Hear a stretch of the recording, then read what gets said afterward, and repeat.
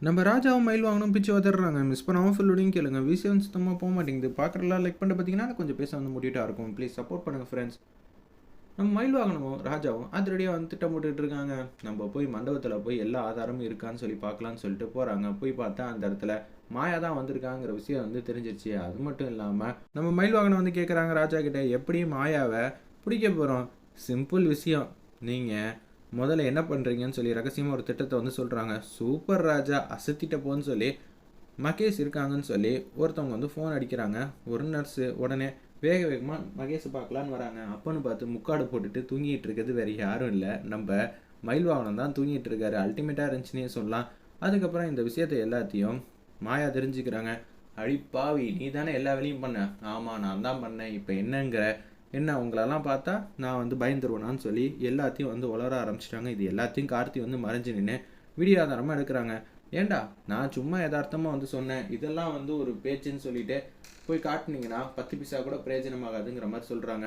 மண்டபத்துல நீ செஞ்ச பித்தலாட்ட வேலைய எல்லாமே நாங்க பார்த்தாச்சு. அது மட்டும் இல்லாம நீ இப்ப ஒரு வாக்குமூலம் குடுத்துருக்க.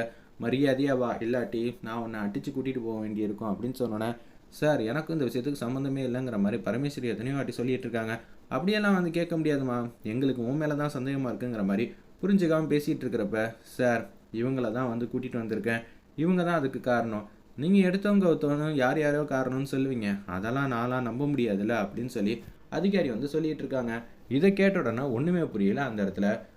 அந்த அதிகாரிக்கு, "சார் அப்படியெல்லாம் சொல்லாதீங்க. நான் ஆதாரத்தோட தான் வந்திருக்கேன். இப்ப நேரடியா நாங்க 2 பேரும் மண்டபத்துக்கு போய் அங்க இருக்கிற சிசிடிவி ஃபுட்டேஜ் எல்லாம் வந்து 8 மணி நேரம், 10 மணி நேரம் கிட்ட அலசுன்னு அலசணும். இப்ப தான் மாயா வந்து வந்திருக்கா முக்காடு போட்டுட்டு. அதுக்கப்புறம் ஒரு ரூம்லேருந்து பெட்டுக்கு அடியிலேருந்து ஏதோ ஒரு விஷயத்த எடுக்கிறா பாருங்கன்னு சொன்னோனே, அது எல்லாமே வந்து ரெக்கார்ட் ஆயிருக்கு. பார்க்குறாங்க. நீ தான் இவ்வளோ பெரிய காரியத்த வந்து பண்ணியிருக்கியா? அது தெரியாம அந்த பாட்டிய போயிட்டு நாங்க கஷ்டப்படுத்தியிருக்கோம். உன்ன அந்த பாட்டிய வந்து வெளியில கொண்டு வாங்க அப்படின்னு சொன்னோனே, பாட்டியம்மா என்ன மன்னிச்சிடுங்க. என்ன பண்றது? எங்களுக்கும் சந்தர்ப்பம், சூழ்நிலை தான் காரணமா இருக்கு. மன்னிச்சிடுங்கங்கிற மாரி அந்த இடத்துல மன்னிப்பு கேட்குறாங்க. பரவாயில்லங்க. உங்க கடமைய தானே செஞ்சிருக்கீங்க. இருந்தாலும் நான் சொன்னத கேட்டுருக்கலாம். சரி விடுங்க.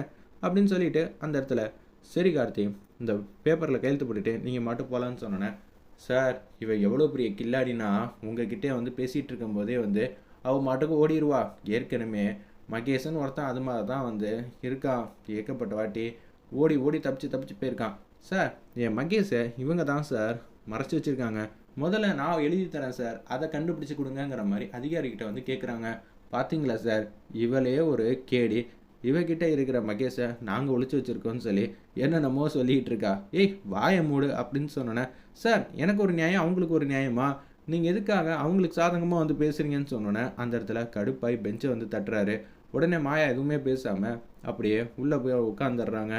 ஏன்டா இப்ப ஜெயிச்சிட்டேன்னு நினைக்கிறீங்களாடா? உங்கள நான் சும்மா விடமாட்டேன். நான் யாருன்னு கூடிய சீக்கிரம் காட்டுறேங்கிற மாரி யோசிக்கிறப்ப, என்ன மைண்ட் வாய்ஸா?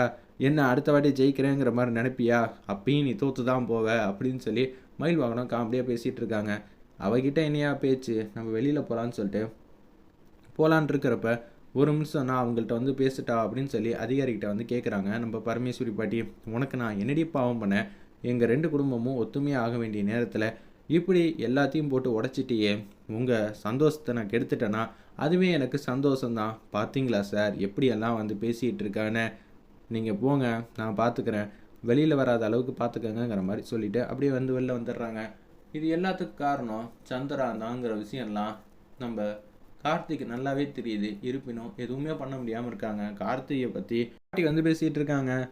நம்ம பரமேஸ்வரி பாட்டி, "நீங்க 2 பேரும் இருக்கீங்களய்யா, எனக்கு என்னய்யா கவலை?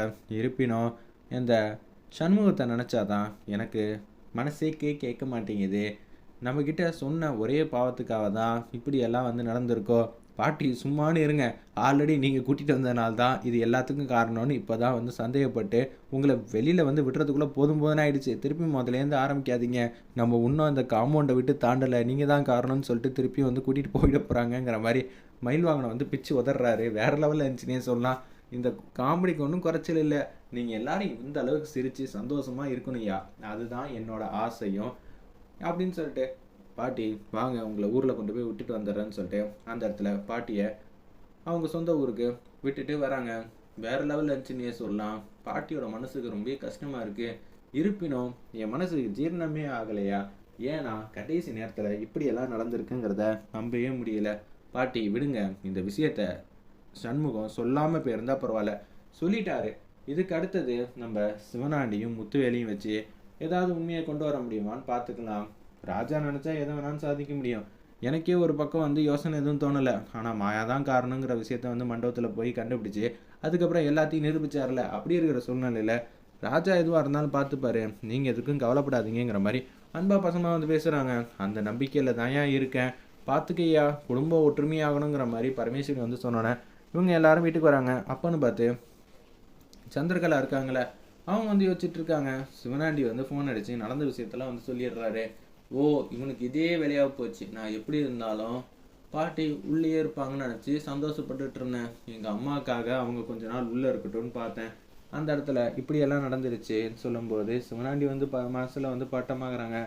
நல்ல வேலை, இந்த விஷயம் இப்போதைக்கு என்னோட மனைவிக்கு வந்து தெரியாத வரைக்கும் தான் நம்ம நிம்மதியாக இருக்க முடியும். தெரிஞ்சிச்சுன்னா அப்புறம் அவ்வளோதான், அவள் அடுத்த சாமுண்டீஸ்வரியாக மாறிடுவாங்கிற மாதிரி யோசிச்சுட்டு இருக்காங்க நம்ம சிவனாண்டி. அந்த இடத்துல அப்பாடி, இந்த விஷயத்தை வச்சு தான் அடுத்தது சந்திரகலா வந்து ஏதாவது சொல்லி சண்டை மூட்டி விடுவா. பார்த்தீங்களா, பாட்டியை காப்பாற்றி மீட்டெடுத்து அவங்க சொந்த ஊர்லேயே பத்திரமா இருங்கன்னு சொல்லி வீட்டில் விட்டுட்டு வந்திருக்காங்கன்னு சொல்லி எல்லாம் வந்து சொல்லுவாங்க.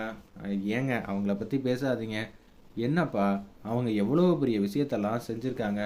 செல்வத்தை வச்சு ஈஸியாக நிரூபிச்சிருக்கலாம்ல, வசந்தாவை வச்சும். விடுங்க, பார்த்துக்கலாம்.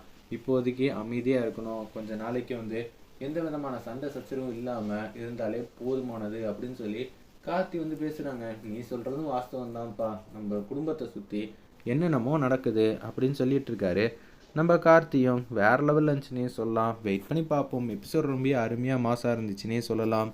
மாயா வந்து திங்க் பண்ணுறாங்க, எப்போதும் போல் அவன் ஜெயிச்சிட்டான், என்னையே தோக்கடிச்சிட்டான். கார்த்தி மட்டும் வரலைன்னா இந்த மாதிரி விஷயத்தில் நம்ம சிக்கியிருக்கவே மாட்டோம். நம்ம எதை சொன்னால் அங்கே வந்து நிற்போங்கிற விஷயம் எல்லாமே தெரிஞ்சிருக்கு. அதனால தான் நம்மளை இப்படி நம்ப வச்சு ஏமாற்றிட்டானே. அவன்கிட்டேருந்து நான் மகேஷை எப்போ தான் வந்து கண்டுபிடிக்க போகிறேன்னு தெரியல. அப்படியே மகேஷ் நல்லபடியாக இருந்திருந்தாலும் என்னை தேடி வந்து பார்த்துருப்பாப்லையே. இப்படியெல்லாம் நடக்கணும் எதிரியே பார்க்கலங்கிற மாதிரி யோசிச்சுட்ருக்காங்க. வேறு லெவலில் மாசாக இருந்துச்சுன்னே சொல்லலாம். அந்த சீன்லாம் ஒரு பக்கம் என்ன செய்கிறது ஏது செய்யறதுனே தெரியாமல் நம்ம கார்த்தியும் மயில்வாகனும் யோசிச்சுட்ருக்காங்க. என்னப்பா, என்ன விஷயம்? இல்லைங்க, நமக்கு பாட்டிக்கிட்ட என்னமோ வந்து சமாதானம் பண்ணி சொன்னாலும் முக்கியமான விஷயம் நமக்கு கிடச்சிருக்கு. இது நாள் வரைக்கும் பாட்டி குடும்பத்துக்கும் நமக்கும் இப்படி தான் வந்து நடந்துகிட்ருக்கு. ஆதாரம் கையில் கிடச்சும் கடைசியில் சண்முகத்தை நம்ம விட்டுட்டோமே. இது எல்லாத்துக்கும் காரணம் யாருன்னு கண்டுபிடிப்போம்ப்பா. அடுத்தது அதை நோக்கி போவோங்கிற மாதிரி யோசிக்கிற மாதிரி காட்டுறாங்க. வெயிட் பண்ணி பார்ப்போம்.